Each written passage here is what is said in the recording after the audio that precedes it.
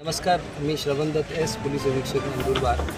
आज रोजी पोलीस अधीक्षक कार्यालयाच्या आवारात मुख्यालयाच्या आवारात आपण सर्व गणपती मंडळचे जे आयोजक आहेत त्यांची एक विशेष बैठक घेतली होती आणि पूर्ण गणपती नवरात्री उत्सव याची अनुषंगाने त्यांची तयारीबद्दल आणि पोलीस प्रशासनाची तयारीबद्दल एक चांगला समन्वय आणि एक संवाद झाला। सर्व मंडळांनी आपापली जे काही अडीअडचण आहे ते सर्व त्यांनी मांडले आणि त्याच्याबद्दल वेगवेगळ्या विभागाकडून जे त्यांची अपेक्षा आहे त्यासाठी तसेच पोलीस विभागाकडून त्यांची जी अपेक्षा आहे त्यासाठी एक समन्वय आणि संवाद झाला आणि पुढे त्याचे अनुषंगाने कारवाईसुद्धा होणार आहे। सर्व गणपती मंडळांना हेच विनंती करण्यात आली होती की आपली जे काही पूर्ण रचना आहे स्थापनपासून विसर्जनपर्यंत तो